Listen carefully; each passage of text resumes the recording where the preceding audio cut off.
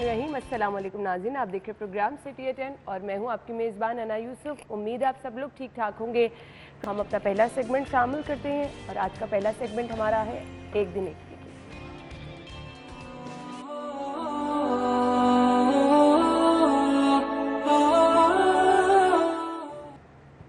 आज की अच्छी बात आपके साथ शेयर करेंगे। नहमदुहु व नसल्ली अला रसूलिहिल करीम, अम्मा बाद। मेरे दोस्तों, बुज़ुर्गों, भाइयों और मेरी बहनों, आज का मेरा पैगाम ये है कि फ़जर की नमाज के बाद एक दफ़ा ये पढ़ लिया करो, अल्लाहुम्मा इन्नी अस्अलुका इल्मन नाफ़िआ व रिज़्क़न वासिआ। तो अल्लाह रब्बुल आलमीन इल्म नाफ़े की नेमत भी अता फ़रमाएंगे और अल्लाह रब्बुल आलमीन रिज़्क़ वासे भी यानी कुशादा रिज़्क़ भी अता फ़रमाएंगे।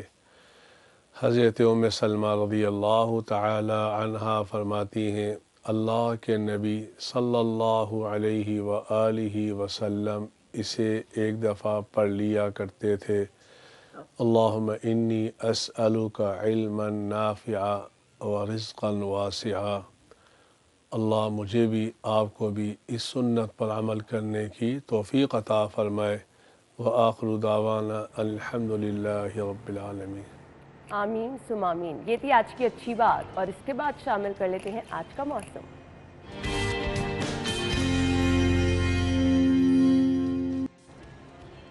मौसम कैसा रहेगा? कल के मौसम की अगर बात करें तो कल बार बार ऐसे लग रहा था बारिश होगी, जिस तरह से मुसलसल हवा भी चल रही थी, कुछ इलाकों में आंधी भी आई और बारिश नहीं हुई। तो आज मौसम के हवाले से प्रेडिक्शन क्या है, कैसा रहेगा आज का मौसम, हम जान लेते हैं। हमारे साथ मायदा मौजूद है। जी मायदा। बिल्कुल है ना। शहर लाहौर के मौसम की अगर बात करें तो आज सुबह के औकात में सूरज की तेज़ किरणें पूरे शहर पर जो है वो हावी होना शुरू हो गई हैं। गुज़श्ता रोज़ जो है वो मौसम में काफ़ी बेहतरी देखने में नज़र आ रही थी, जो ठंडी हवाएं चल रही थी और दर्जे हरारत जिसमें काफ़ी ज़्यादा कमी रिकॉर्ड की गई थी और उसी के बायस जो शहर का मौसम काफ़ी ज़्यादा जो है वो खूबसूरत रिकॉर्ड किया जा रहा था। लेकिन उसी के साथ आज गर्मी ने एक बार फिर से जो है वो शिद्दत इख्तियार करते हुए दर्जे हरारत जो महकमा मौसमियात की जानिब से आज रिकॉर्ड किया जा रहा है सुबह के औकात में वो 34 डिग्री सेंटीग्रेड है। लेकिन महकमा मौसमियात की जानिब से जैसे ही 12 बजे के औकात से पहले और बाद में जो है दर्जे हरारत में काफ़ी ज़्यादा जो है वो रिकॉर्ड किया जाएगा। 41 डिग्री सेंटीग्रेड तक जाने के आज दर्जे हरारत के अमकानात जो है वो महकमा मौसमियात की जानिब से जो है ज़ाहिर किए जा रहे हैं। बारिशों की अगर बात करें तो आइंदा 24 घंटों में बारिशों की ताहाल जो है वो कोई प्रेडिक्शन ज़ाहिर नहीं की गई और आज जो है वो गर्मी में खासी शिद्दत जो है वो रिकॉर्ड की जाएगी, जिसके बायस जो है वो शहरियों को भी इस तेज़ धूप में बाहर सफ़र करते हुए भी मुश्किलात का सामना करना पड़ेगा। ठीक है, थैंक यू सो मच मायदा। मौसम के बारे में आपने बताया और अब कुछ बात कर लेते हैं शहर की सूरत हाल की। आज पहली खबर है हमारे पास, बहरान ख़त्म, गवर्नर बलीगुर रहमान ने हल्फ उठा लिया।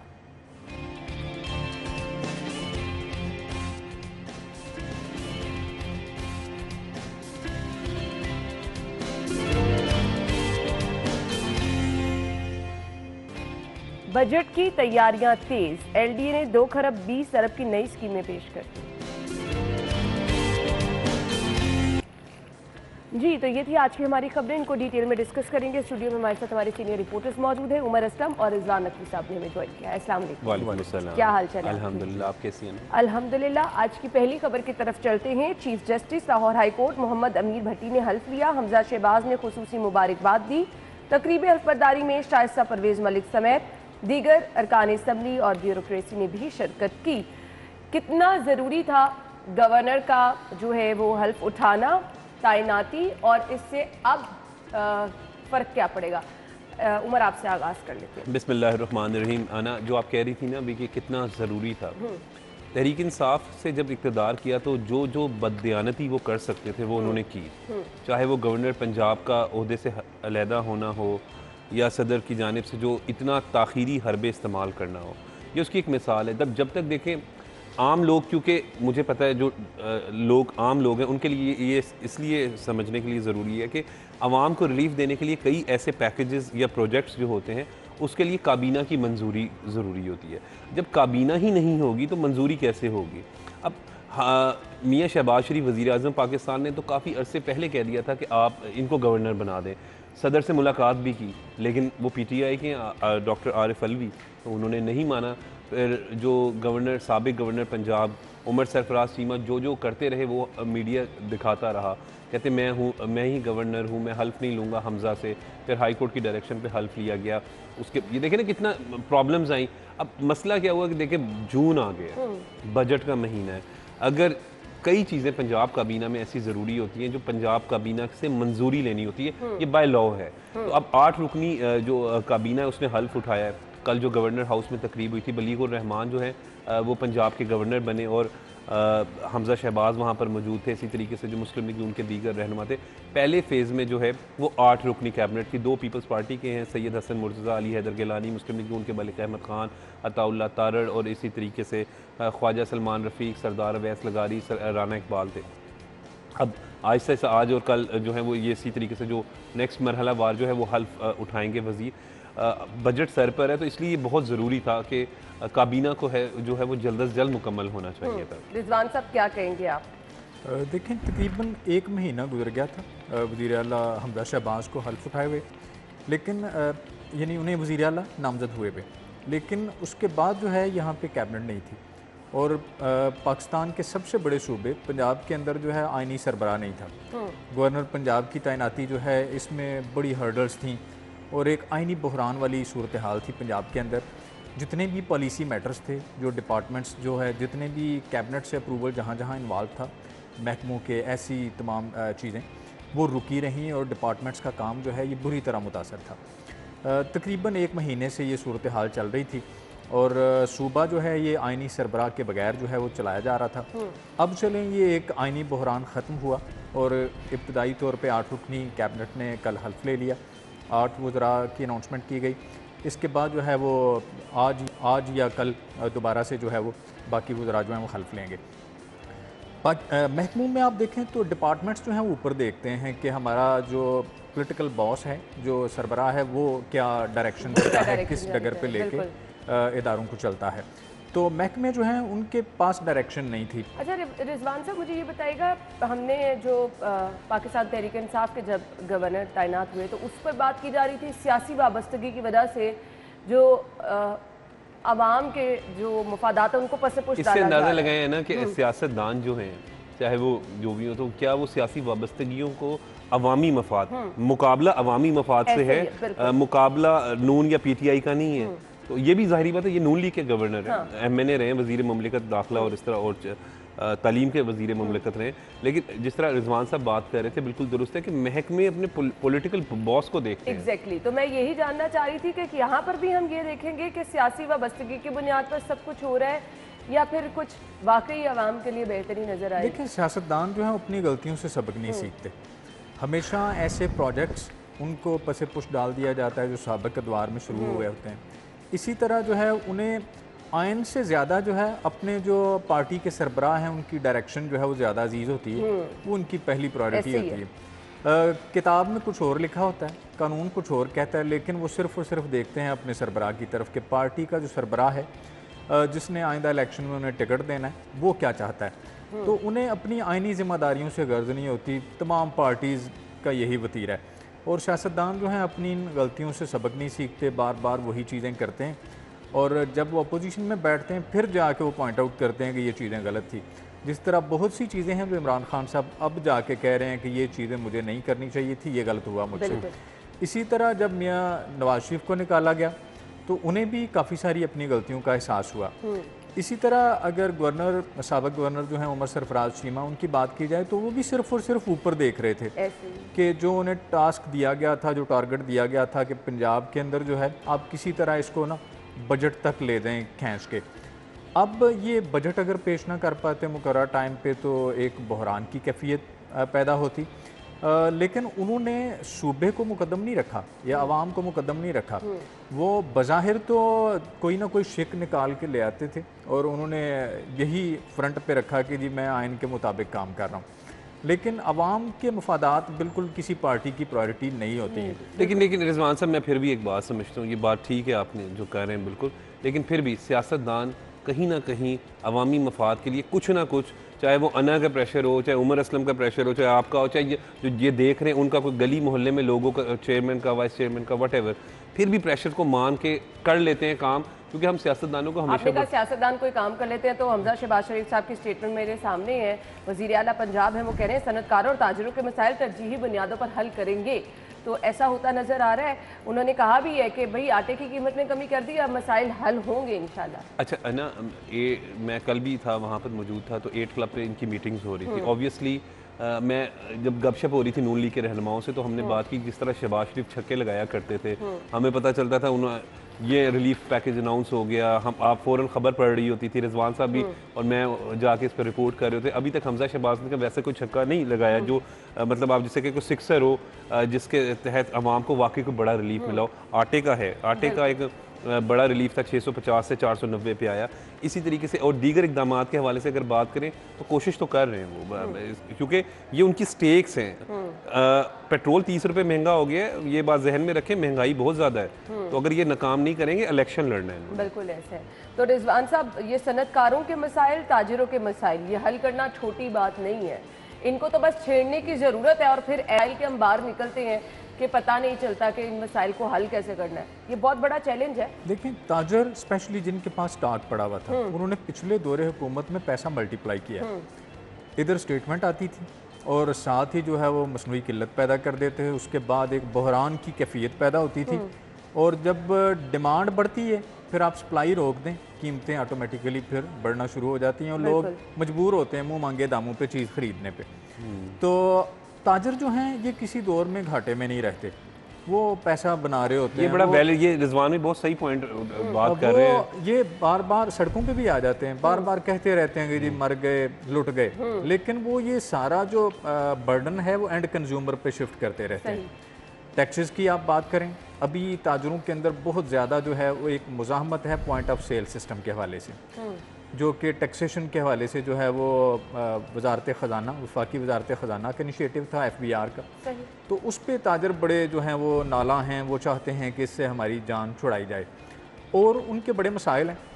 तो देखें, ये गिव एंड टेक वाली सूरत हाल है कि मौजूदा जो गवर्नमेंट है, चूँकि ये ख़ुद भी कारोबारी बरदरी से ताल्लुक़ रखते हैं, कारोबारी ख़ानदान है, तो इन्हें ताजरों के मसाइल का पता भी है कि ताजरों के क्या मसाइल हैं, और कारोबारी बंदा कारोबार करना इजी नहीं है। वैसे पैसे तो वो बनाते हैं, चोर दरवाजे भी रखे होते हैं ताजरों ने, लेकिन उसके साथ साथ जब आप एक छोटी सी दुकान बना के बैठते हैं ना, आपको कुछ 10-15 महकमे हैं जो तंग करते हैं। ये बड़ा इशू है, ये सही रिजवान भाई कह रहे हैं कि छोटी सी दुकान भी हो ना, तो कभी कोई कारपोरेशन वाले आ जाएंगे, कोई इंस्पेक्टर आ जाएगा, कोई पानी वाला आ जाएगा, कोई गैस वाला, मतलब 100 महकमे हैं जो आप जिनको आपको डील करना है। मुतलका थाना आ जाएगा, मुतलका थाने के मुतलका TMA थाना, डिस्ट्रिक्ट गवर्नमेंट, उसके साथ साथ BCU डिपार्टमेंट का अमला। चलिए जी, अब खैर हमजा शहबाज शरीफ साहब ने यकीन दहानी तो करा दी। अब देखें ताजरों के मसाइल कैसे हल होंगे। अभी वक्त हुआ एक ब्रेक का, ब्रेक के बाद वापस आएंगे तो अगली खबर की तरफ चलेंगे, हमारे साथ ही रहिएगा।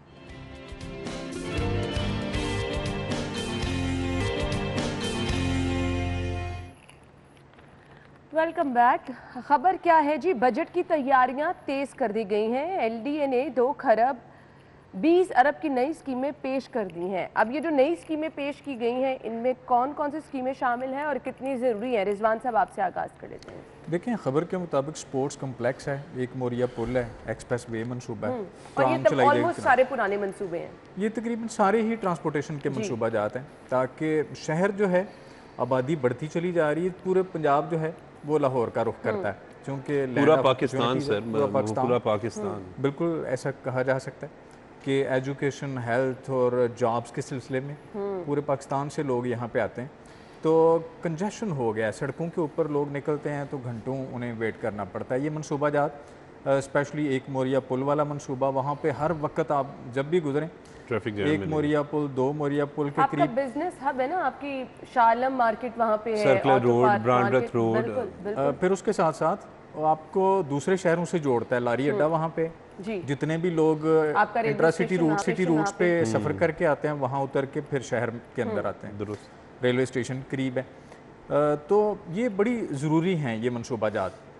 आप देखें, जब 2008 में यहाँ पे पंजाब गवर्नमेंट मियाँ शहबाज शरीफ जब वज़ीर आला बने, तो इन्होंने एक लाहौर ट्रांसपोर्ट कंपनी बनाई थी तब, जिसका काम यही था कि वो ट्रांसपोर्ट से मुतल्लिक प्लानिंग करे और बसें चलाई जाएं। उसमें एक JI किम नामी कोरियन को वो लेके आए थे CEO के तौर पे, जिन्होंने यहाँ पे डाइवोस से पहले चलाई और कामयाब की। तो वो मंसूबा यही था कि यहाँ पे जायका के ताउन से सर्वेज कराए गए कि आबादी के तनासुब से कितनी बसें चला दी जाएँ तो लोग जो हैं उन्हें हर 1-2 मिनट के बाद जो है उनके करीब जो बस स्टॉप हैं वहाँ पे बस अवेलेबल होगी। तब ये प्रोजेक्ट के मुताबिक जो सर्वेस किए गए कि 2500 अगर बसें चला दी जाएं शहर के अंदर, 53 रूट्स थे, उनके ऊपर 2500 बसें अगर चलती तो शहर के लोगों को अगर हर 5 मिनट के बाद उनके करीबी बस स्टॉप के ऊपर अच्छी AC वाली गाड़ी मिलती तो लोग अपनी गाड़ियां खड़ी कर देते और उन पब्लिक ट्रांसपोर्ट के ऊपर जो है वो अच्छी आरामदेह ट्रांसपोर्ट के ऊपर रिजवान साहब, आपने मतलब all over the world travel किया हुआ है, हम इकट्ठे मतलब गए, हमने खुद ये बात नोट की है। आपको याद है कि पब्लिक ट्रांसपोर्ट वहाँ पे बड़ी बेहतर होती है। मुझे आज भी याद है, राना दान होते थे हमारे जो प्रोड्यूसर थे, तो हम न्यूयॉर्क थे, रिजवान भाई हम इकट्ठे, तो वो हमें से पिक करना था तो वो हमें ले नहीं, क्योंकि इशारे पे वो इशारे के पीछे भी वो खड़ा होने अलाउ नहीं था, फ़ौरन जुर्माना कर देते थे। अच्छा, मैंने खुद न्यू खान में, मुझे याद है इस्लामपुरा से हम निकलते थे तो वहाँ पे बस सर्विस में जाते थे, न्यू खान से हम डेविस रोड 15 मिनट में पहुँच जाते थे। अभी भी अगर आप देखें ना तो जो हमारा ट्रेन का सिस्टम, ऑरेंज लाइन ट्रेन का सिस्टम है और जो ज़ेरे ज़मीन स्टेशंस बनाए हुए हैं वो बिल्कुल अप टू द मार्क वो लंदन के मुकाबले के हैं। और सिर्फ जिस तरह रिजवान भी बात करें ना, कनेक्टिविटी का इशू है, अगर वो अच्छी तरीके से कर दी जाए। प्लानिंग भी हमने देखी, कहा गया था कि उन फीडर रूट्स हैं, आप मेट्रो, आप स्पीडो बसेस चलाएं, वो कि वो प्रोजेक्ट उतना कामयाब नहीं हुआ। फिर उसमें ढेर सारे फ्लाज आ गए। आपने शुरू में जो सर्वेस किए जायका ने, उसके मुताबिक 2500 बसेस अगर चलाई जाती हैं यहाँ पे तो शहरियों पिंक बस चलाई खवातीन के लिए, आपको याद होगा पिंक बस खवातीन के लिए चली। पूरे इंटरनेशनल मीडिया ने भी उसको कवर किया कि जी लाहौर के अंदर खवातीन के लिए एक स्पेसिफिक बस सर्विस शुरू कर दी गई है और उसके रूट वही रखे गए जिस पे लेडीज़ के गर्ल्स कॉलेजेस हैं, यूनिवर्सिटीज़ हैं। बड़ा अच्छा इनिशिएटिव था लेकिन चल नहीं सका ज़्यादा देर, चूँकि वो ख़ास रूट के बाद जब उसका जो ट्रिप होता था वो खाली होती थी बसें, तो इसकी वजह से हुकूमत को सब्सिडी देनी पड़ी और उसके बाद वो मनसूबा जो है वो चल नहीं सका। फिर बाद में गवर्नमेंट भी चेंज हुई और वो तसलसल ना रहा उन मनसूबाजात का। शुरू में जो सर्वे हुआ 2500 बसें चलाई जाएँ तो आबादी के तनासुब से सफिशेंट होंगी, उसको भी इन्होंने रोल बैक कर दिया और थोड़ी बहुत बसेज आई, कोई 150 के करीब बसें लाहौर में आईं।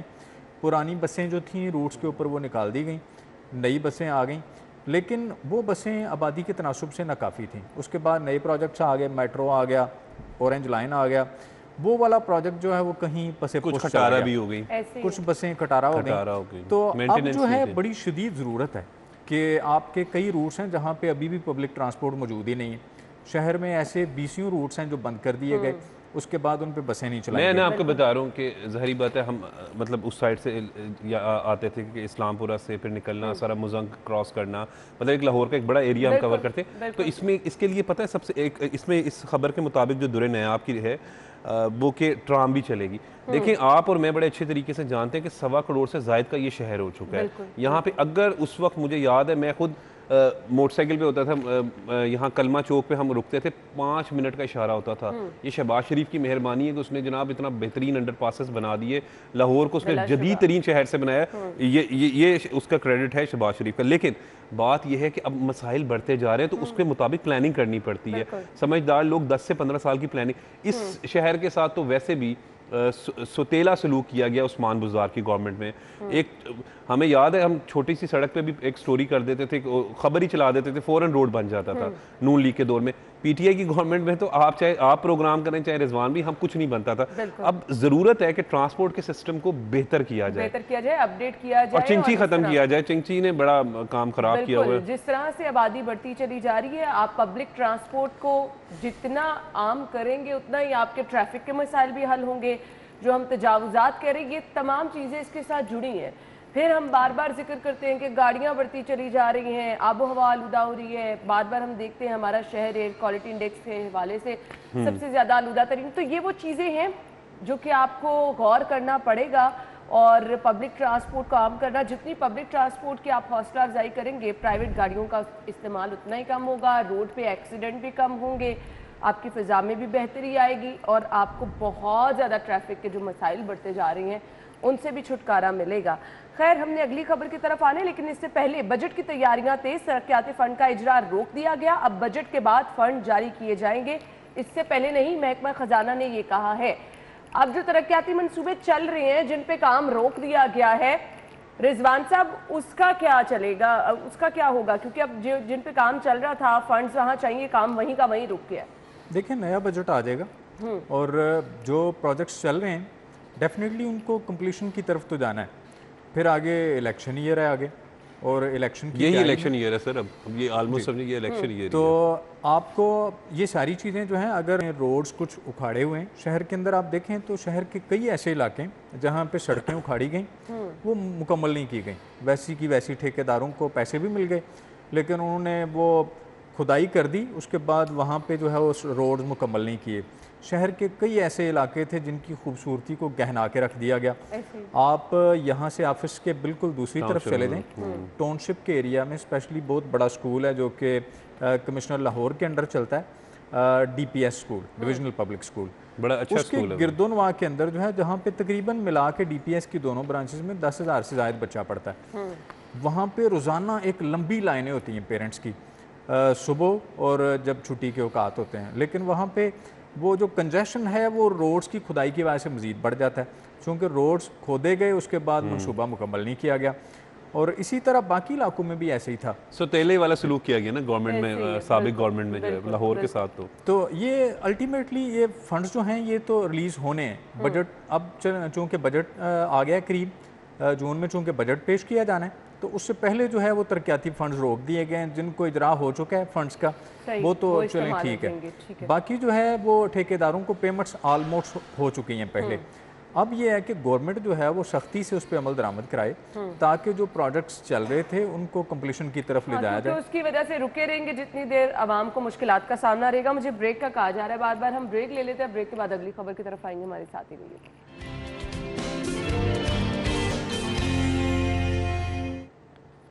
Welcome back. अभी हमारे पास खबर है जी, तेज आंधी में लटकते तार मोटरसाइकिल सवार पर आ गिरे। हादसे में मोटरसाइकिल सवार मां बेटा झुलस कर जाम बहक हो गए। इंतहाई अफसोसनाक वाकया पेश आया।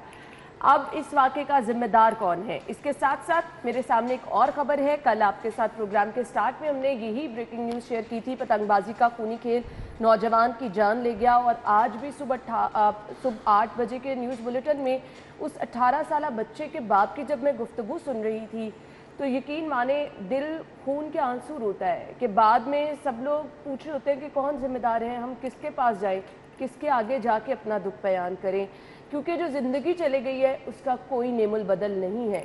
कौन जिम्मेदार है उमर इन वाक़यात का? मैं ना, आप जब ये गुफ्तगू कर रही थी, गुज़िश्ता मंगल को मुझे याद है कि मैं डिस्कस कर रहा था कांस्टेबल शहीद अहमद कमाल को। आज जब मैं प्रोग्राम में आया ना तो उसके बाद दुखी दिल के साथ ही होते हैं। इस तरह की खबर देखी भी नहीं जा सकती। अल्लाह ताला किसी के साथ ये हादसा ना करे। यकीन बड़े मुश्किल अल्फाज होते हैं, अदा नहीं किए जा सकते। उस घर पे क़यामत आ गई है। हम सब साहिब औलाद बैठे हुए हैं। हमें पता है कि स्कूल से बच्चा थोड़ा सा देर से आए ना तो आप और मैं सब और जो लोग देख रहे हैं सब वो परेशान हो जाते हैं।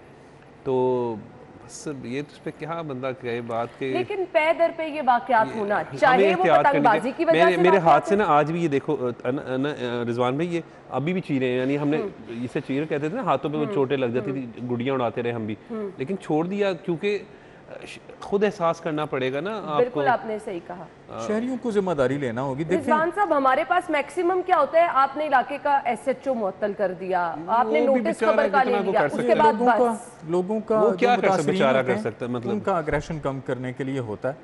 नो डाउट पुलिस ने इस पे जो है इन्फोर्समेंट करनी है, पुलिस की जिम्मेदारी है। जब कानून है कि जी कोई पतंगबाजी नहीं करेगा तो पुलिस की जिम्मेदारी है कि पुलिस अपने एरिया में इस पे अमल दरामद कराए। ये बच्चा मुबीन 11वीं जमात का तालिब इल्म था, जवान बच्चा था, बेचारा रात को पढ़ रहा था। रात को उसे खबर के मुताबिक भूख लगी और वो रात को अपनी बाइक पे बाहर निकला। ये हमारा कल्चर है, एक से रात में हम बाहर जाते से कुछ खा के वापस आ जाए। तो पतंगबाजी हो रही थी, डोर उसके गले पे फिरी। और इससे ज़्यादा जो परेशान कुन बात है, बेहिसी की बात है कि जब वो बच्चा गिरा है तो लोग वीडियो बनाते रहे, उसकी ब्लीडिंग होती रही, लेकिन उसको टाइमली हॉस्पिटल नहीं पहुंचाया मतलब गया। आप देखें ये रिजवान शायद उसे अगर टाइमली रेस्क्यू किया जाता और 15 पे कॉल चला दी जाती, उसको कोई ले जाता तो शायद ब्लीडिंग कम होती और उसे बचाया जा सकता था। बड़ा अनफॉर्चुनेट है।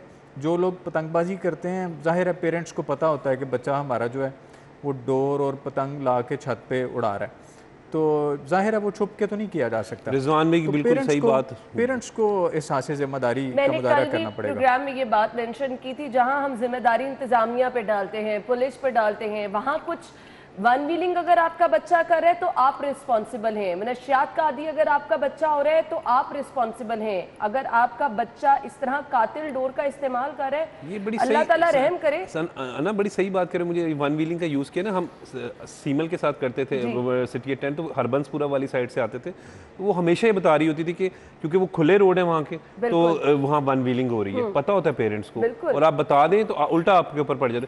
रिजवान भाई बिल्कुल दुरुस्त बात कर रहे हैं कि ये पेरेंट्स को पता होता है। मेरे सामने मैं आपको घरों के बता रहा हूँ कि वो गुड्डियाँ उड़ा रहे हैं, अभी उड़ा रहे हैं कुछ अर्सा पहले। मैंने उनको कहा कि अगर पुलिस उठा लेगी फिर आपसे सिफारिशें करवाएंगे। ऐसा अब देखें ना, रहम करे, हम ये क्यों नहीं सोचते कि आज किसी के बच्चे की जान कल हमारा भी अल्लाह ना करे, कल आपके साथ भी ये वाकया पेश आ सकता है। अब यहाँ पे जो तेज आंधी की वजह से लटकते तार गिर गए, हादसे में मोटरसाइकिल सवार माँ बेटा झुलसकर जाम बहक हो गए। अब ये लेस्को की जिम्मेदारी है इन तारों को बर वक्त ठीक करना। मेंटेनेंस के लिए ये टाइम अलहदा लेते हैं, घंटों घरों की इलाकों की बिजली बंद करते हैं मेंटेनेंस के नाम पर, तो ये मेंटेनेंस की जाती है। देखिए ना, लेस्को के किसी भी ऑफिसर के, अगर ऑफिसर छोड़ें, रीडर्स वगैरह का असासे चेक कर लेना तो कोई भी करोड़पति से कम नहीं है। सब मतलब इनके पास, सबके पास पैसे और मामला सेटल्ड हैं। देखिए जो है वो आपके और आपके अल्लाह के दरमियान है, कोई बात, लेकिन कम से कम उस चीज़ से जिससे किसी की जान जाने का खदशा है, वो चाहे हर बंदे को अपनी फील्ड में पता होता है कि यार इतना मैं नुकसान नहीं होना चाहिए, तो ये तो फिर जो जिम्मेदारान है उन्होंने अल्लाह को भी जवाब देना। अब देखे ना, ये क़यामत आ गई ना। मैं अभी हम डिस्कस करें ना, ये 3-4 फैमिलीज, अहमद कमाल शहीद की फैमिली पतंग से जिसका, ये थोड़े अरसे बाद हर बंदा, लेकिन जिसके घर का बंदा चला गया वो तो आप समझें पेरेंट्स के लिए क़यामत आ गई है दुनिया में। तो ये हम लोगों को बतौर जिम्मेदार शहरी, रिजवान भाई खुद, चाहे वो उमर असलम हो, चाहे वो रिजवान भाई हो, हमें सबसे पहले अपने आप से स्टार्ट करना चाहिए, उसके बाद देखना चाहिए। लेकिन ये यहाँ पर अब कौन जिम्मेदारों का तयन करेगा, यहाँ पर जिम्मेदारों को कैसे सजा दी जाएगी? क्योंकि जिस किसी भी इलाके में ये वाक़या हो, लोग बार बार कहते हैं कि जी हमने लेस्को के हमले को बारहा शिकायत की, यहाँ पर कोई आता नहीं है, यहाँ से कोई गुजरता नहीं है। हमारे यहाँ तो सिस्टम ही नहीं है कि किसी इलाके में जाके फॉलोअप लिया जाए, देखा जाए कि कहीं पर कोई तार नंगी तो नहीं है, कहीं पर कोई तार लटक तो नहीं रही है, उनकी रिपेयरिंग की जाए। कोई ऐसा रिवाज ही नहीं है। जिस जगह पे ये वाक़या पेश आया, शाहपुर कांजरा का इलाका, यहाँ भी ये पहला वाक़या नहीं है। इससे कबल भी यहाँ पे मुझे याद है, आज से कोई 1.5 साल पहले ईद के दिन थे, तो तब भी जो है वो वहाँ पे इसी तरह तारें टूट गई थी और पूरा जो 7 मुल्हका आबादी हैं वो सारी तारीकी में चली गई और तकरीबन कोई 24 घंटे के बाद जाके बिजली बहाल की गई थी। कीमती जानों का ज़या हो जाता है, लेकिन बारहा अगर आप लेस्को वालों को कॉल करें तो वो उसके चार्जेस लेते हैं। आप अगर कहीं तार टूटी हुई है तो आपका अपना हेडेक है कि आपने अपने तरीके से उसको जो है वो ठीक कराना है, वरना वो उनकी कॉल्स तो हैं, बिल्स के ऊपर जो है आपके इलाके के एसडीओ का, एक्सिन का नंबर तो होगा, लेकिन वो नंबर सिर्फ प्रिंट किया गया, रिसीव कभी नहीं होता। वहाँ पे रिसीव कोई नहीं करता। फिर अगर रिसीव कर भी लिया जाए उसके बाद वो उठा के रिसीवर रख देते हैं, आप कॉल्स करते रहें, आपको वो नंबर मिलेगा नहीं। उसके बाद अगर कॉल सुन भी ली जाती है तो रिस्पॉन्ड नहीं किया जाता उस पर। ये माँ बेटा वहाँ से गुजर रहे थे, आंधी की वजह से तार टूटी और इनके ऊपर आ गई, बेचारे दोनों मौके पे जाम बहक हो गए। अभी तक उनकी शनाख्त तो नहीं हो सकी और पुलिस ने डेड बॉडी जो है वो लावारिस समझ के जो है मुर्दा खाने में जमा करा दी है। इस पे देखें, लेस्को जो है वो अपनी ज़िम्मेदारियाँ पूरी नहीं करता। अगर किसी जगह पे ऐसा चलें, एक तो वैसे आजकल लोड शेडिंग चल रही है, बिल्कुल हर गली मोहल्ले के अंदर जो है वो बगैर शेड्यूल्ड के जो है वो लाइट जा रही है, बार बार जो है बिजली आ रही है जा रही है, लेकिन उसके बावजूद अगर कहीं पे अनयूजुअल ब्रेकडाउन हो जाता है, कहीं ट्रांसफार्मर का इशू हो जाता है, कहीं कोई वायर गिर जाती है, या आप गली महलों में जाएं तो जगह जगह तारें लटक रही हैं, लेकिन उस पर जब तक कोई हादसा पेश नहीं आता इनके कानों पे जूं तक नहीं ऐसे ही रही है, बिल्कुल ऐसे ही और उसका नोटिस नहीं लिया जाता। इस पे ज़िम्मेदारों का तयन होना चाहिए कि अगर एक वाक़या एक बार तो पेश आ गया, बार बार अगर उस इलाके में वायर्स टूटती हैं और कीमती जानों का ज़िया होता है, तो जो मुतलका SDO है या एक्सियन है उसको उससे बरीज़िम्मा करार नहीं दिया जा सकता। बिल्कुल ऐसे आप मैक्सिमम क्या कहते हैं जी, SHO मुअत्तल कर दिया, मुतल्लिका एक्सटीएन मुअत्तल कर दिया, यहाँ तक अगर बात रहेगी तो ये वाक़यात नहीं रुकेंगे। हम हर 2 दिन बाद, 4 दिन बाद, 5 दिन बाद इस तरह की खबरें डिस्कस करते रहेंगे। इस पर आपको सख्ती से अमल दरामद कराना है, कोई कार्रवाई करनी है ताकि लोग डरें, खौफजदा रहें कि अगर कोई वाक़या ऐसा हुआ तो उनके खिलाफ सख्ती से कार्रवाई होगी। अदरवाइज़ ये वाक़यात नहीं रुक सकते। अदरवाइज़ जो कीमती जानें चले गई हैं उनका दुख उनकी फैमिलियों के अलावा कोई नहीं जान सकता। हम एक ब्रेक लेंगे, ब्रेक के बाद अगली खबर पे आएंगे।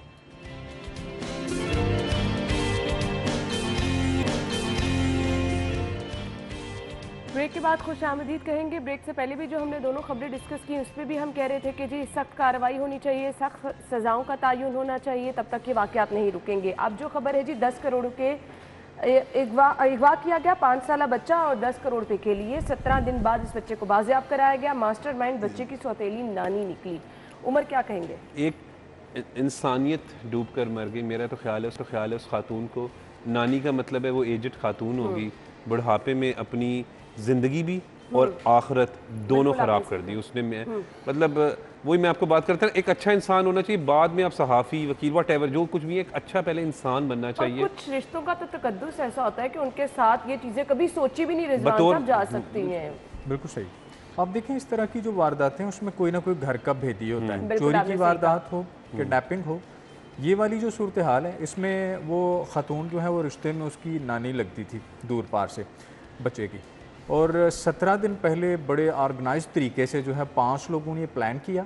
10 करोड़ पे वो फाइनेंशियल पोजीशन से बच्चे के वालिद की माली जो हैसियत थी उससे वाकिफ़ थी, और बच्चे को किडनैप किया गया। उसके बाद जो है वो रब्ता किया गया कि जी इतना तावान दे दें।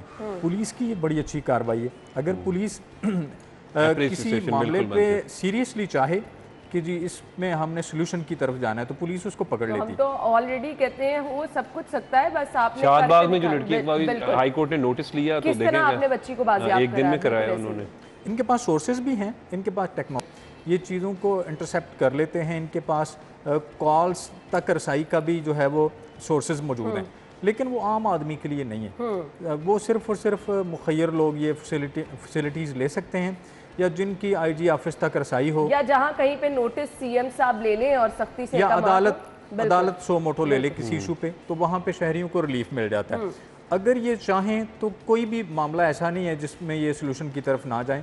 और ये देखें, ये बड़ा अच्छा इन्होंने केस सॉल्व किया। बच्ची के अगवा वाला जो केस था वो बड़े ज़बरदस्त तरीके से जो है पुलिस की वो रात गए तक पुलिस ने बिल्कुल। मुझे ब्रेक का कहा जा रहा है, लेकिन उम्मीद हम यही करते हैं कि तमाम लोगों की दादरसी पुलिस इस तरह से कर सके, ना सिर्फ वो लोग जो कि पैसा लगा सकते हैं या फिर जिनके पास कोई सिफारिश होती है, तमाम लोगों का जो है वो हक बनता है। आप तमाम लोगों के मुहाफ़िज़ हैं, सभी की आपने इसी तरह से मदद करनी है, लेकिन फ़िलहाल ये नज़र ऐसा होता नहीं आता। Thank you so much Rizwan साहब, उमर आपके वक्त का भी शुक्रिया। नाज़रीन ब्रेक लेंगे, हेडलाइंस जानिए, फिर शो में आते हैं।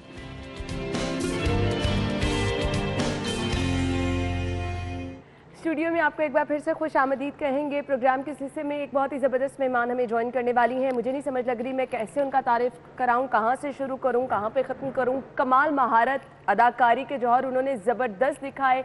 आप उनका कोई भी ड्रामा उठा के देख लें, आई मस्ट से कि जो भी किरदार उन्होंने निभाया बहुत ही ज़बरदस्त निभाया है। पाकिस्तानी ड्रामा इंडस्ट्री का एक बहुत बड़ा नाम है और मेरी पर्सनली मुझे बहुत ही ज़्यादा पसंद है। माशाल्लाह से अल्लाह ताला ने उन्हें खूबसूरत चेहरे से तो नवाजा है, लेकिन साथ ही साथ क्या ज़बरदस्त अदाकारी के वो जौहर दिखाती हैं। माशाल्लाह माशाल्लाह, जो किरदार उन्होंने निभाया है मुकम्मल तौर पर उस किरदार के साथ इंसाफ किया है।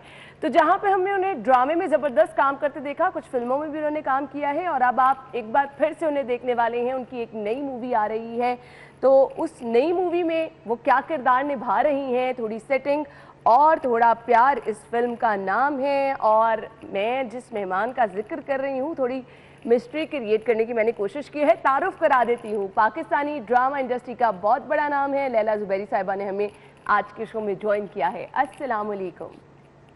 वालेकुम सलाम। क्या हाल चाल है आपके लैला ज़ुबैरी साहिबा? अल्हम्दुलिल्लाह बिल्कुल ठीक ठाक हूँ। Thank you so much. बहुत ज़बरदस्त फील हो रहा है। जैसा कि हम आपको ड्रामों में तो देखते रहते हैं, आज आपके साथ गुफ्तगू हो रही है, हम लाहौरियों जी। को बताएंगे आपके बारे में, तो बड़ा ज़बरदस्त लग रहा है। कैसा महसूस हो रहा है आपको? जी, मुझे बस अच्छा लग रहा है आजकल, क्योंकि हमारी फ़िल्म की प्रमोशंस चल रही है, तो मेरा काफ़ी ज़्यादा राब्ता हो रहा है सब देखने वालों से, और मुझे खुशी है कि मैं अपने ज़्यादा उनको एक्सप्रेस कर पा रही हूँ, ज़्यादा उनसे बात कर पा रही हूँ। चलिए जी, फिल्म के बारे में तो हम आपको गुड लक बोलेंगे ही, बल्कि तमाम लाहौरिये हमारे चैनल की वसातत से बोलेंगे। कुछ इस फिल्म के बारे में बताइएगा, आपका इसमें किरदार क्या है, उस बारे में भी बताइएगा हमें। जी, सबसे पहले तो ये है कि हमारी फ़िल्म थोड़ी सेटिंग, थोड़ा प्यार 3 जून को रिलीज़ हो रही है, तो तमाम देखने वालों से मैं कहना चाहूँगी कि इसको सिनेमा में जाके ज़रूर देखें। और उसके बाद मैं थोड़ा-सा फ़िल्म के बारे में और अपने किरदार के बारे में बताऊँगी। इसमें दिखाया ये गया है कि एक माँ और बेटा है जो कि बाहर के मुल्क से, ओवरसीज़ से पाकिस्तान वापस आते हैं, जो कि वहीं काफ़ी सालों से रह रहे थे, मगर उन्हें अपने वतन की मोहब्बत खींच के वापस ले आती है पाकिस्तान। और यहाँ पर आके जो उसमें दिखाया गया है कि इसकी थीम जो है वो वुमेन एम्पावरमेंट के ऊपर है। उसमें एक एंटरटेनिंग फ़िल्म है, उसमें कॉमेडी भी है, उसमें म्यूज़िक भी है, उसमें गाने भी हैं, न्यू फेसेस हैं, फ्रेशनेस है, लोकेशंस खूबसूरत हैं, और आई एम श्योर कि देखने वालों की आँखों को ठंडक मिलेगी, क्योंकि उसमें पाकिस्तान की बड़ी अच्छी-अच्छी जगहों पे जाके इन्होंने शूट किया है, और मोस्टली इस्लामाबाद में शूट हुई है। मेरा काम ज़्यादा इस्लामाबाद में ही है। जो सॉन्ग्स वगैरह हैं वो नॉर्दर्न एरियाज़ में जाके शूट किए गए हैं, और वो ऐसे इलाके हैं जहाँ पे कभी पहले उनको बिल्कुल भी डिस्कवर नहीं किया गया था। ऐसी-ऐसी खूबसूरत जगहों पे जाके शूट किया गया है। तो वो देखने वालों को बड़ा अच्छा लगेगा, और म्यूज़िक भी बहुत अच्छा है। सॉन्ग्स बड़े अच्छे हैं इसके, राहत साहब ने गाया है, मानत ने गाया है, तो एक इट्स अ होल पैकेज, एक एंटरटेनमेंट पैकेज है पूरा। तो माशाल्लाह इसलिए से हम जितने किरदार देख रहे हैं वो भी तमाम बड़े नाम इस फिल्म में हैं। जैसा कि आपने गाने बताए, राहत फ़तेह अली खान साहब ने गाए, तमाम बड़े नाम हैं जिन्होंने इस जी। मूवी में जो है वो तमाम रोल प्ले किए हैं। अच्छा जी, मुझे ये बताइएगा, आपका अपना एक्सपीरियंस कैसा रहा? ड्रामा, फिल्म, डिफरेंस क्या होता है? किस तरह से ड्रामा के काम को एंजॉय करती हैं, फिल्म का काम किस तरह डिफरेंट लगता है? असल में फ़िल्म जो है it is larger than life, मतलब बहुत बड़े स्क्रीन पर एक डिफरेंट ही, बिल्कुल मैं समझती हूँ कि फ़िल्म एक डिफरेंट मीडियम है देन ड्रामा। हम्म। उसकी जो टेकिंग भी होती है वो डिफरेंट तरीके से होती है, और बहुत डिटेल्ड वर्क होता है, क्योंकि बड़े स्क्रीन के ऊपर नज़र आना होता है, तो इसलिए बहुत छोटी-छोटी चीज़ों का भी ख़्याल रखना पड़ता है। हम्म। तो इसलिए उसमें टाइम बहुत ज़्यादा लगता है।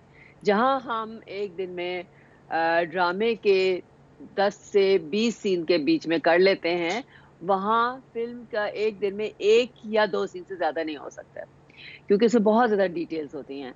फिर इसकी डबिंग अलग से होती है फ़िल्म की, हम्म। जो कि ड्रामे में साथ ही रिकॉर्डिंग हो जाती है, तो वो थोड़ा-सा डिफ़िकल्ट भी होता है इस लिहाज़ से कि वो आपको बिल्कुल मैच करना, जो कुछ आपने उस वक़्त की थी एक्टिंग और उसी के हिसाब से बोलना, तो वो थोड़ा-सा डिफ़िकल्ट होता है, और मेहनत इसमें मैं समझती हूँ कि बहुत ज़्यादा होती है फ़िल्म में, हम्म। और उसमें सबकी बहुत मेहनत होती है, हम्म। उसमें एक्टर्स की भी, डायरेक्टर की भी, प्रोडक्शन की भी, जो कैमरा वर्क है, इन सारी चीज़ों की बहुत-बहुत मेहनत होती है।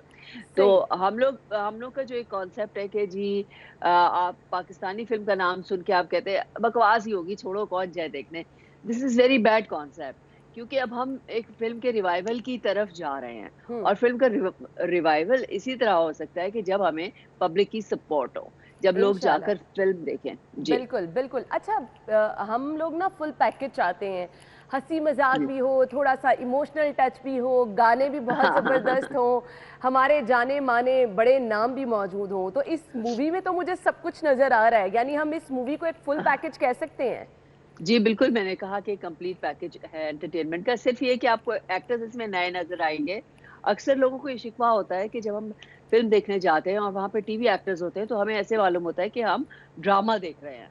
तो इस लिहाज़ से ये एक थोड़ी-सी डिफरेंट फ़ील आएगी इसमें, क्योंकि जो इसमें एक्टर्स हैं, उन्होंने कभी ड्रामा नहीं किया। हुँ। फ़िल्म में उन्होंने बेशक 1-2 फ़िल्मों में काम किया, वह दोनों ने, हीरो-हीरोइन्स जो हैं हमारे, मगर उन्होंने ड्रामा कभी नहीं किया, तो इसलिए वो ड्रामे वाली फ़ील भी नहीं आएगी। तो मैं समझती हूँ ये बड़ी खुश आइन बात है कि नए लोगों को इसमें इंट्रोड्यूस किया जा रहा है, फ़िल्म इंडस्ट्री में नए लोग आ रहे हैं, नए चेहरे आ रहे हैं। लोग यही देखना चाहते हैं कि फ़िल्म के लिए थोड़े से डिफरेंट चेहरे भी हों। तो मुझे यकीन है कि वो लोग पसंद करेंगे, और जो इसमें मेरा हीरो की मदर का कैरेक्टर है और बड़ा स्ट्रॉन्ग कैरेक्टर है, और वो जो है अपने बेटे के साथ-साथ चल रही है। तो इसलिए मैं समझती हूँ कि बड़ा मज़े का अच्छा कैरेक्टर है।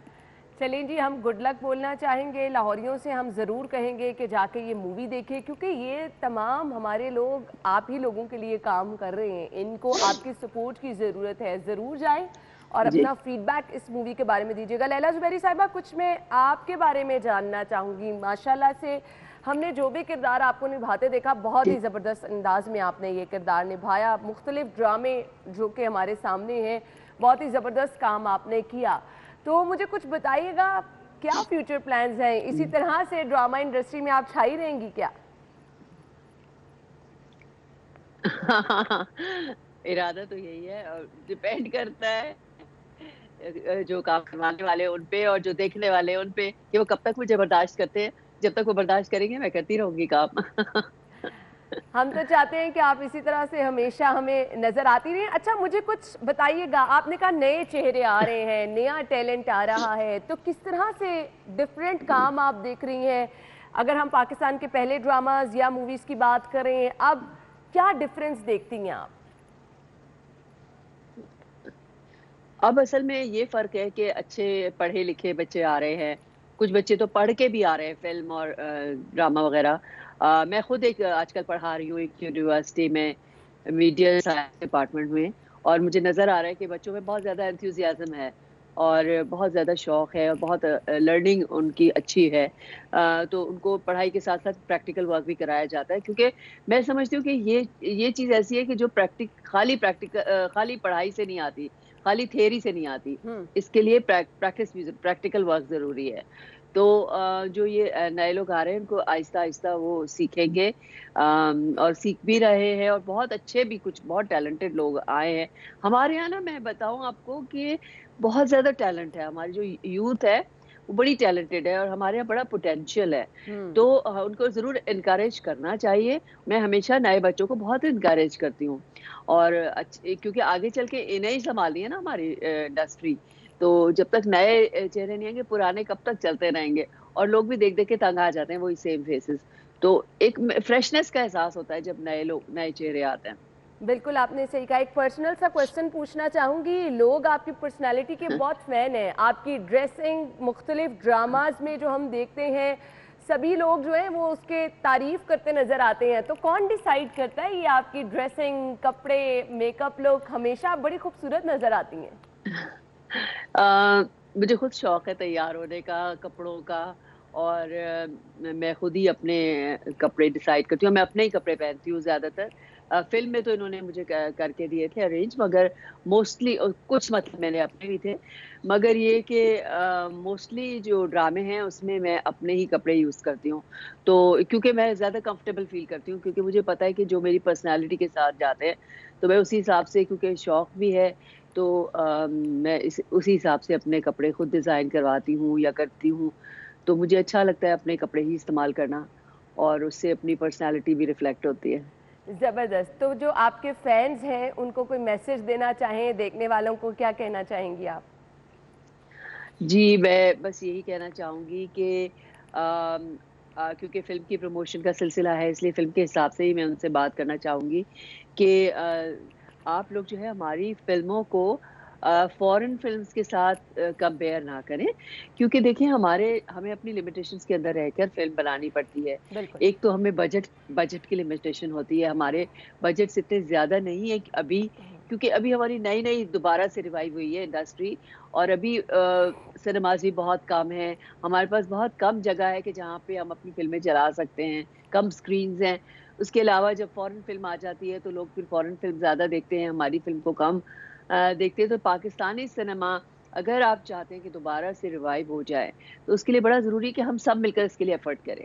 और जब तक हम निकलेंगे नहीं घर से, जब तक हम सिनेमा में जाएँगे नहीं, टिकट नहीं खरीदेंगे, जब तक हमें कैसे रेवेन्यू आगे जाएगा, और जो प्रोड्यूसर है वो कैसे इनकरेज होगा अगली फिल्म बनाने के लिए जब तक उसको पैसे वापस नहीं आएंगे। तो बड़ा ज़रूरी है कि हम सब मिलकर सपोर्ट करें, चाहे वो कोई भी पाकिस्तानी फ़िल्म हो। मैं सिर्फ़ अपनी फ़िल्म का नहीं कह रही, कोई भी पाकिस्तानी फ़िल्म हो। एक तो ये है कि आप नेगेटिव कमेंट सुन के उसके बारे में, जो लोग बैठे-बैठे ऐसे ही घर में अपने घरों के अंदर बैठ के कमेंट कर देते हैं। आजकल सोशल मीडिया आपको पता है कितना स्ट्रॉन्ग मीडियम है, तो हर कोई जो है उसपे बैठा हुआ है, घर में अपने बैठ के वो कह देता है कि अरे बकवास फ़िल्म लग रही है। तो वो उससे लोगों को के ऊपर असर नहीं होना चाहिए। आप लोग सिनेमा ज़रूर जाकर देखें और अपनी राय खुद बनाएँ, बजाय इसके कि आप दूसरों की राय पे चलें। बिल्कुल आपने क्योंकि सही कहा। हर एक की पसंद अब अलग-अलग, हर एक की चॉइस होती है, अलग-अलग हर एक की पसंद हो सकती है। जो किसी को एक चीज़ पसंद आ सकती है, ज़रूरी नहीं दूसरे को भी पसंद आए, या दूसरे को ना पसंद आए, तो एक को पसंद आ सकती है। तो इसलिए ज़रूर जाकर देखें, जब तक देखेंगे नहीं आपको पता नहीं चलेगा कि कैसी फ़िल्म है।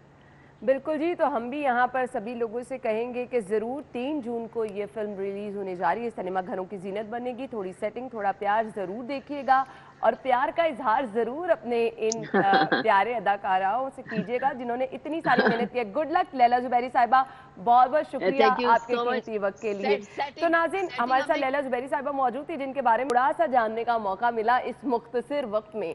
आपने इनको बहुत सारे ड्रामों में तो देखा है, तो जैसे कि मैंने आगाज़ में कहा था कि जिस तरह से हमें ड्रामों में ये हंसती मुस्कुराती और खूबसूरत किरदार निभाती नज़र आती हैं, वैसे ही इनकी पर्सनैलिटी आज भी हंसती मुस्कुराती नज़र आई। एक बार फिर से बहुत बहुत शुक्रिया अदा करेंगे हम लैला ज़ुबैरी साहिबा का। गुड लक भी कहा हमने, आपने ज़रूर मूवी देखनी, अपना फीडबैक देना है। हम जाएंगे एक ब्रेक की तरफ, ब्रेक के बाद वापस आएंगे, हमारे साथ ही रहिएगा।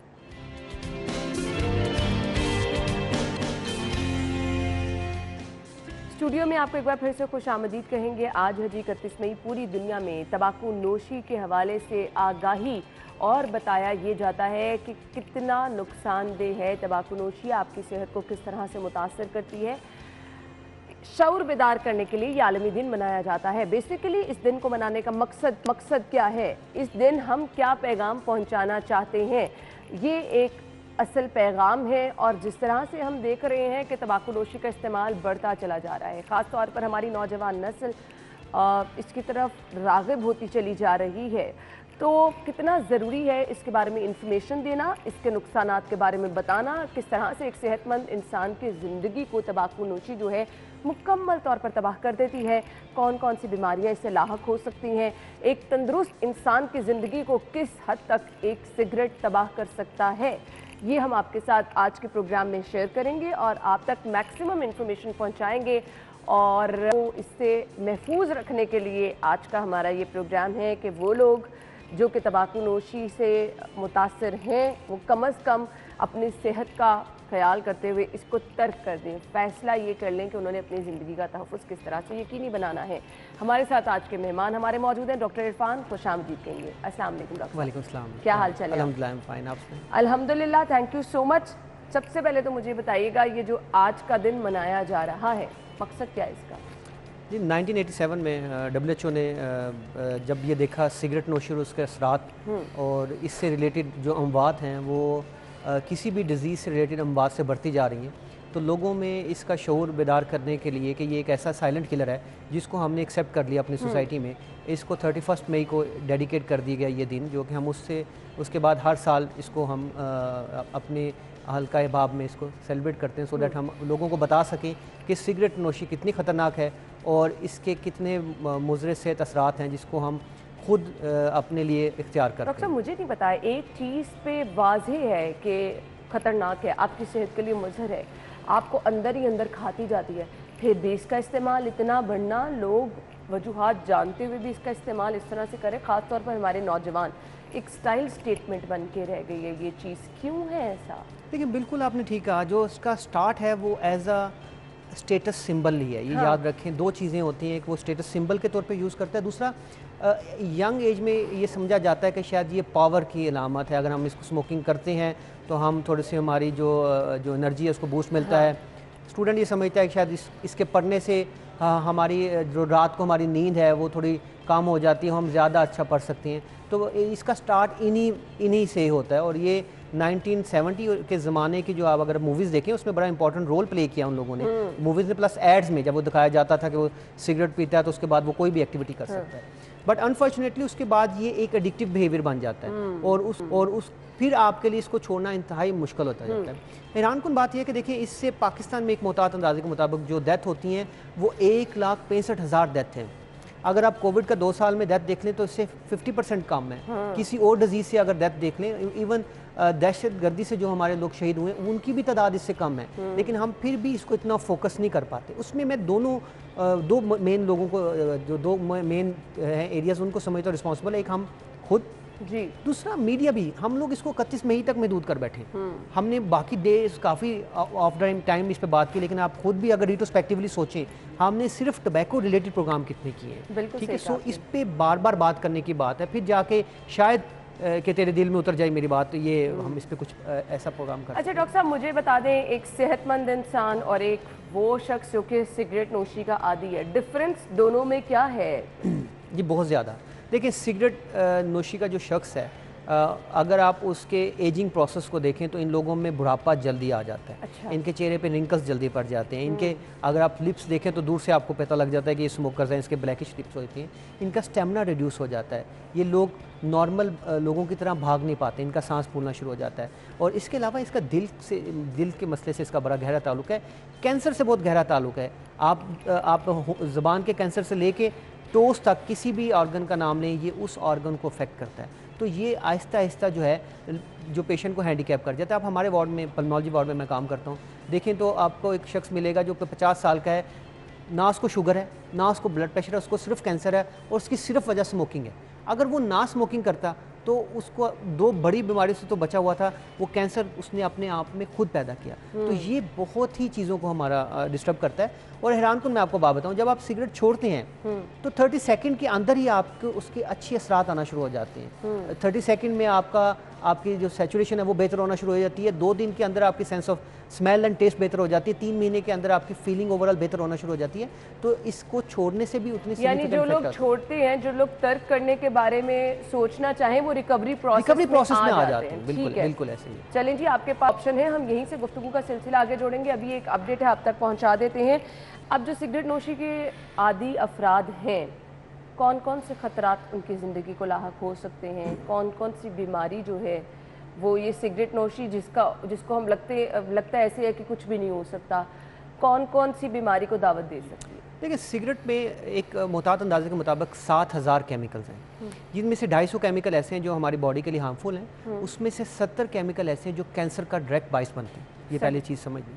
तो इसका मतलब ये है कि कोई भी ऐसी चीज़ अंदर हम नहीं लेके जा रहे जो कि हमें कोई भी फ़ायदा देती है। ठीक है। अच्छा, आप इसका जो पहला फैक्ट है वो अगर बॉडी पे देखें तो आपके दिल की रफ्तार तेज़ हो जाती है, आपका ब्लड प्रेशर बढ़ जाता है। जब ये लंग्स में अब्जॉर्ब होती है तो लंग्स में टीबी जो होती है एक स्मोकर्स में आम बंदे से 3 से 5 गुना बढ़ जाती है। और इसके अलावा उसमें एक ऐसी डिजीज़ होती है जिसको हम COPD कहते हैं, वो दमा जो सिगरेट की वजह से होता है। इस दमे में आम दमे में फ़र्क ये है कि आम दमा रिकवर कर जाता है फुली, ये दमा जब डेवलप हो जाता है तो ये आगे की तरफ बढ़ता है। फिर सबसे इंपॉर्टेंट डिजीज़ जो हम सब जानते हैं, फेफड़ों का कैंसर। अच्छा, ये हम फेफड़ों के कैंसर की तो बात करते हैं, लेकिन ये विंड पाइप जहाँ से स्मोक गुजरा है ये किसी भी हिस्से का कैंसर का बायस बन सकती है। ये ज़बान के कैंसर का बायस भी बन सकती है, ये आंतरियों के, ये स्टमक के, ये लिवर के, ये मसाने के, किसी भी मैंने आपको बताया था ऑर्गन को ले लें, ये उसके कैंसर का बायस बन सकती है। ये ब्लड प्रेशर को बढ़ाती है, ये शुगर को कंट्रोल करती है। यही वो कॉमन डिजीज़ हैं जो हम अपने सर्कमस्टांसिस में देखते हैं। सो एक तो बात ये कि ये आप में करती है, जो आपके साथ हैं उनमें भी ये प्रॉब्लम का बायस बन सकते हैं। जो पैसिव स्मोकिंग है, अगर मैं आपको बता रहा था कि पाकिस्तान में हाँ जी सेकेंड हैंड स्मोकिंग जिसको कहते हैं, अगर 1,65,000 लोग सिगरेट से उनकी डेथ हो रही है तो इनमें से 31,000 वो हैं जो आपके साथ वाले बैठे लोग थे। तो ये बड़ा इंपॉर्टेंट है कि आप अपने आप को तो शिकार कर ही रहे हैं, लेकिन उस शख्स को जिसका इससे कोई लेना देना नहीं, वो भी इसका शिकार हो रहा है। सही। तो आप देख सकते हैं जैसे कि डॉक्टर साहब बता रहे हैं कि किस तरह से सिगरेट आपकी ज़िंदगी को तबाह करता है।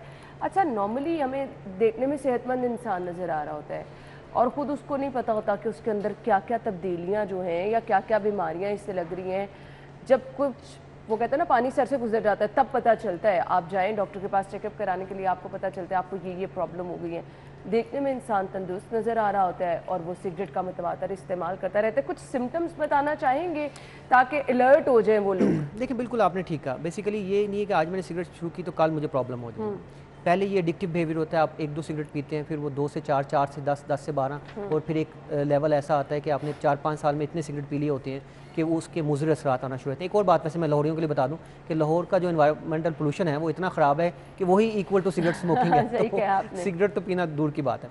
अच्छा, इनमें सबसे पहला प्रॉब्लम जो डेवलप होता है, मैं रेस्पिरेटरी एरिया में ज़्यादा फोकस करूँगा, वो खांसी का होना होता है। अच्छा, इंटरेस्टिंगली ये इस कफ को जो खांसी है उसको समझते हैं कि ये तो सिगरेट का प्रोटेक्टिव मैकेनिज्म है, ये हमारी रेशा को बाहर निकालता है। ये वो पहला सिम्टम्स हैं जो उसमें स्टार्ट हो जाता है। उसके बाद जो नेक्स्ट सिम्टम है वो सांस का फूलना है। अब थोड़ा सांस का फूलने को वो इतनी लिफ्ट नहीं कराता पेशेंट, जब तक उसका सीढ़ियाँ चढ़ने से सांस नहीं फूलता तब तक वो हमारे पास नहीं आता, और उस वक्त तक ऑलरेडी 2-3 साल गुजर चुके होते हैं। सबसे अलार्मिंग सिम्टम जिसके लिए वो हमारे पास आता है वो बलगम में खून का होना होता है। जब बलगम में खून होता है फिर उसके 14 तबक रोशन हो जाते हैं, फिर वो कुछ और नहीं सुनना चाहता, फिर वो हमारे पास आता है। अनफॉर्चुनेटली अगर उसको कैंसर निकल आए तो वो बिल्कुल ही स्मोकिंग छोड़ देता है, अगर टीबी निकल आए तो उस वक्त तक जब तक इलाज करा रहा है तब तक तो कम से कम वो सिगरेट नहीं पीता।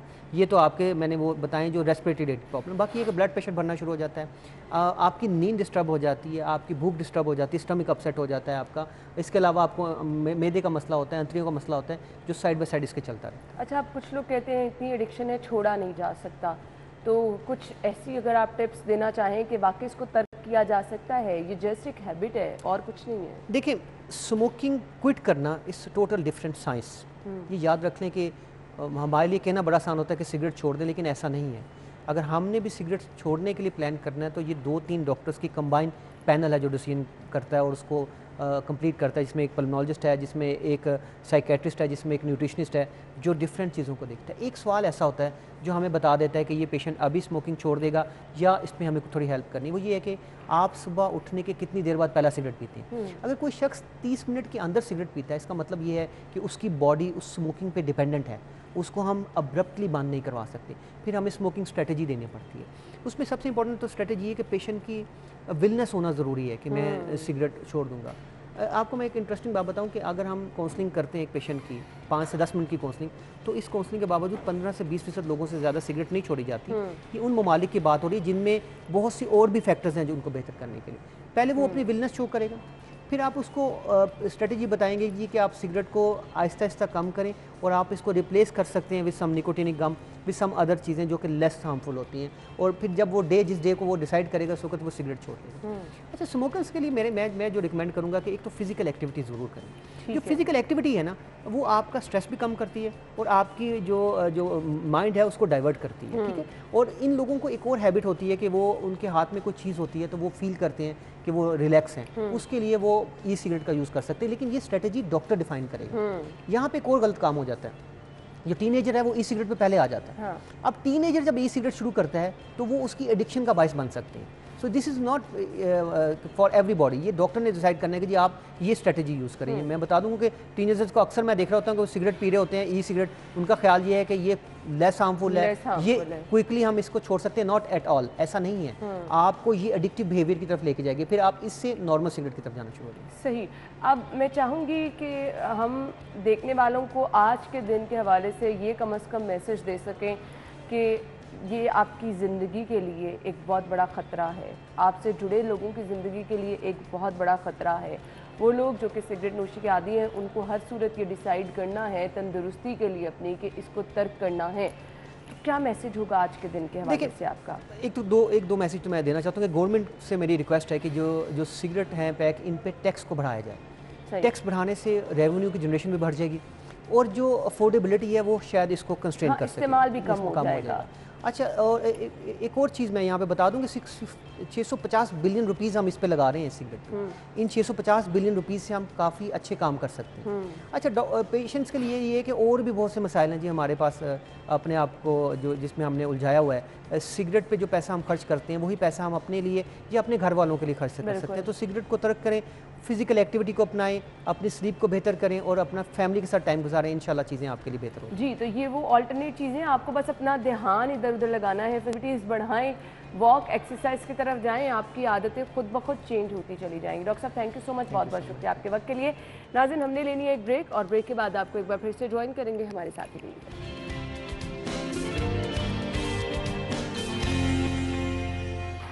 खुश आमदीद, एक बार फिर से आपको वेलकम कहेंगे। डॉक्टर इरफान ब्रेक से पहले हमारे साथ मौजूद थे और आज जी हमने तंबाकू नोशी से बचाव का आलमी दिन जो है उसके हवाले से मैक्सिमम इन्फॉर्मेशन आपसे शेयर की। हर दूसरा तीसरा बंदा हर महफिल में आपको नज़र आता है सिगरेट नोशी का आदी है। अब इसको तर्क करना बहुत ज़रूरी है। जैसे कि डॉक्टर इरफान ने कहा था कि जी ऑल्टरनेट आपको कुछ ढूंढना है, कुछ हेल्दी एक्टिविटी। हेल्दी टिप हम हर रोज़ आपके साथ शेयर करते हैं, हर रोज़ बताते हैं कि आप अपनी सेहत का ख्याल किस तरह से रख सकते हैं। मकसद यही होता है कि आप तंदुरुस्त रहें, सेहतमंद रहें, और आप तंदुरुस्त और सेहतमंद रहेंगे फिर ही आप स्मार्ट भी दिख सकेंगे और खूबसूरत भी दिख सकेंगे। लेकिन सबसे ज़्यादा ज़रूरी ये चीज़ है कि आपकी ईटिंग हैबिट क्या है, आपका लाइफस्टाइल क्या है। अगर सिर्फ आप एक्सरसाइज करते रहेंगे, आपकी डाइट अच्छी नहीं होगी, आप सिगरेट भी मुतवातर इस्तेमाल कर रहे होंगे, तो फिर वो रिजल्ट्स नहीं मिलेंगे जो आप चाहते हैं। आप दुबले पतले तो नज़र आना शुरू हो जाएंगे, एक्टिव तो नज़र आएंगे, लेकिन अंदर ही अंदर कहीं ना कहीं ये सिगरेट जो है आपकी ज़िंदगी को कम करता चला जाएगा। अब इन सब चीज़ों का ख्याल आपने रखना है, अपने लाइफस्टाइल को आपने चेंज करना है। चीज़ें इतनी मुश्किल नहीं है, सिर्फ विल होनी चाहिए। तो जब आप हिम्मत करते हैं तो आप कुछ भी कर गुजरते हैं। तो आज की हेल्दी टिप क्या है, आज का सेगमेंट देखते हैं।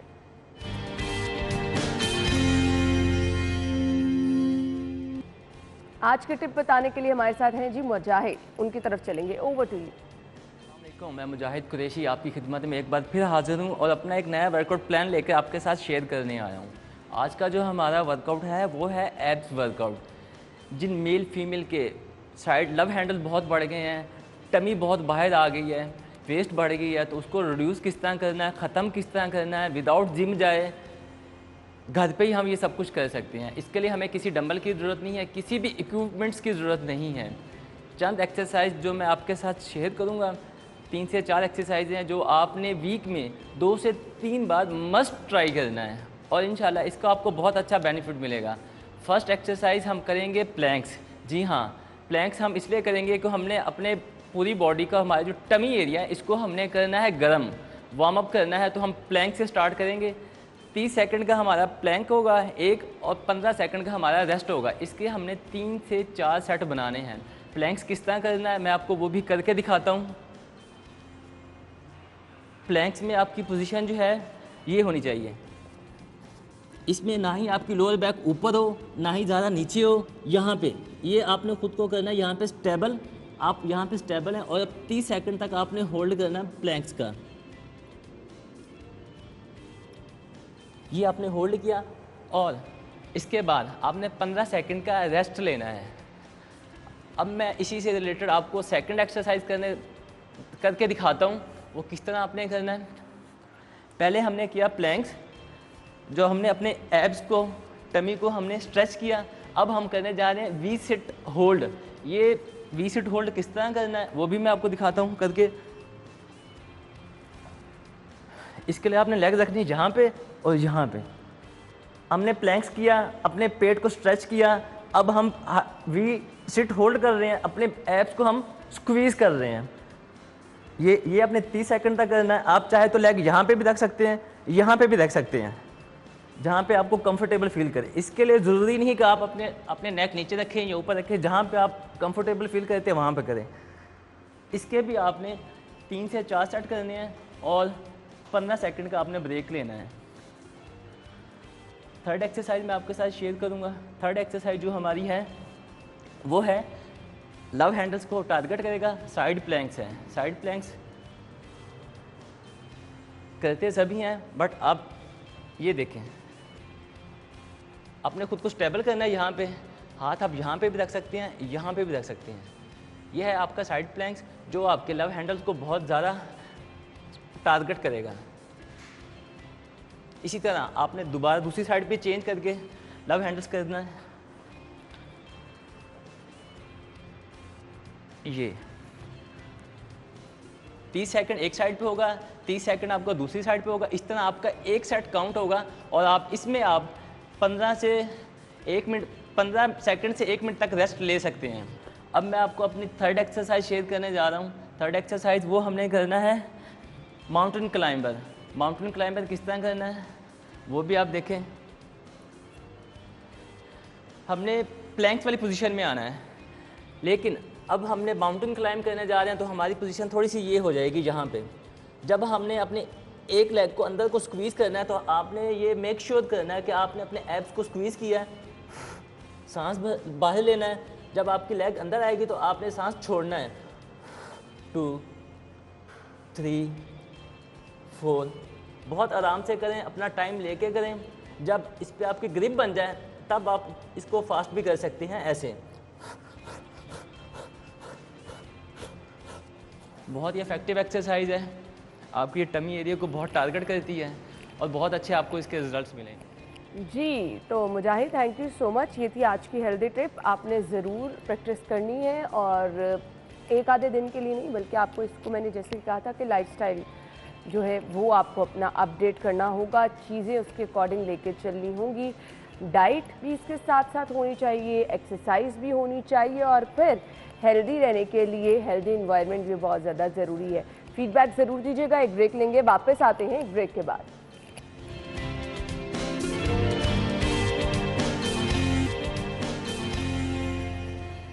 Welcome back. प्रोग्राम के इस हिस्से में हम सेगमेंट्स का सिलसिला आगे बढ़ाएंगे और हमारे पास हैं जी आज मोबाइल के रेट्स। डिफरेंट रेट्स हैं हमारे पास। रियलमी के आज डिफरेंट मॉडल्स हैं। सबसे पहला मोबाइल है रियलमी C11 मोबाइल और इसकी कीमत क्या है जी? 21,999 रुपये।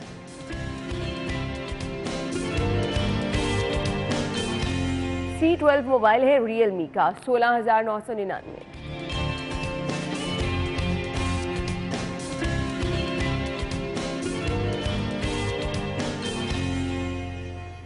C15 रियलमी मॉडल और 24,999।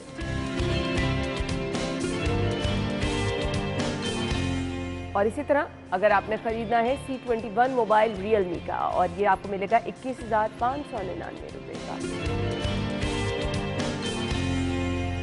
सो ये थे जी मोबाइल के रेट्स। हमारी रेट लिस्ट आगे बढ़ती है जिसमें हम आपको बताते हैं जी सब्जियों के रेट क्या हैं, मीट रेट क्या है। सेगमेंट शामिल करते हैं आज के भाव में।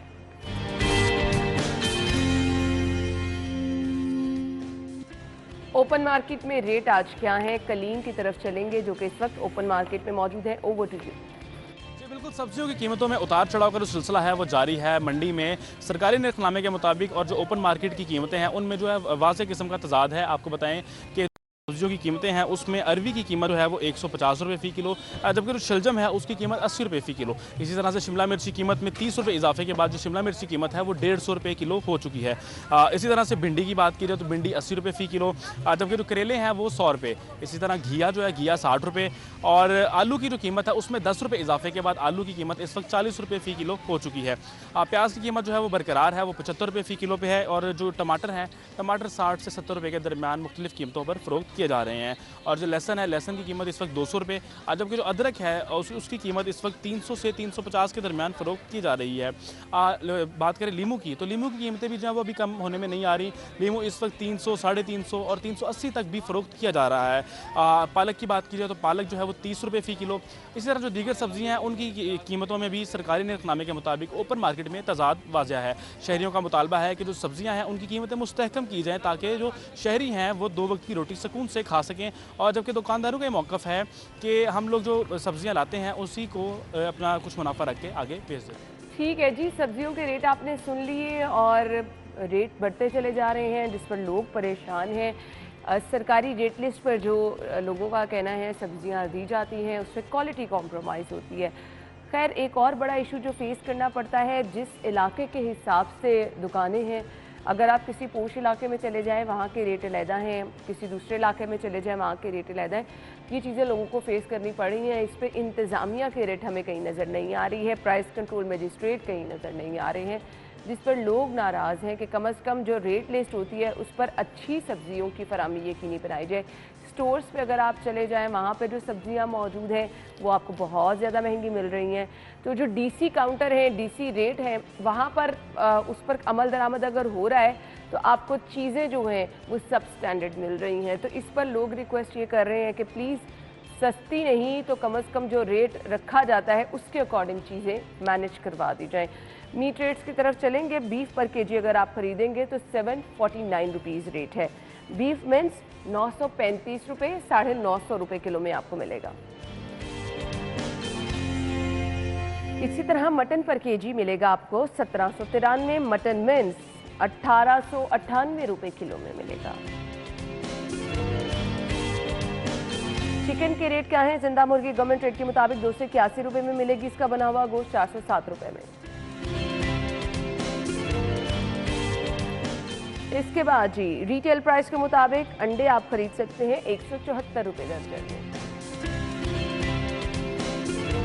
और अगर आप जाएंगे होलसेल से खरीदारी करने के लिए 172 रुपीज़ में आप अंडों की खरीदारी कर सकते हैं। तो ये थी हमारी आज की रेट लिस्ट, कंप्लीट हो चुकी है। अब आपको ये डिसाइड करने में आसानी हो जाएगी कि आज आपने जो भी बनाना है वो आपको किस कीमत पर मिलेगा। बाजार जाएंगे तो आपके लिए आसानी हो जाएगी। शॉपिंग अगर आपने करनी है, किन किन ब्रांड्स पे ऑफ है, बचत बाजार में बताते हैं।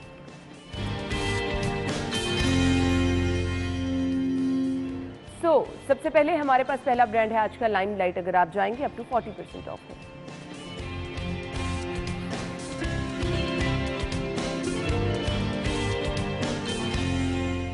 सिफायर पर अप टू 50% ऑफ है।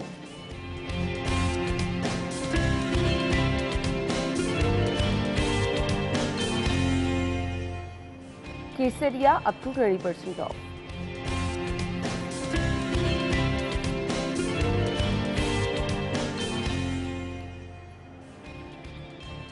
और अब जान लेते हैं माल का हाल।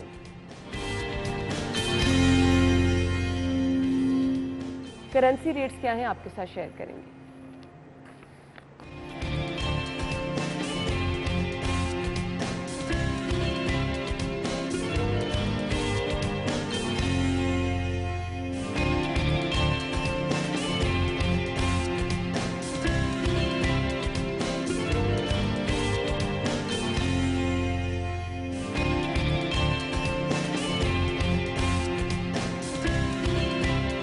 इसके साथ ही प्रोग्राम का वक्त इख्तिताम को पहुंचा। कल मुलाकात होगी। अपना ख्याल रखिएगा। इजाजत दीजिए। अल्लाह हाफ़िज़।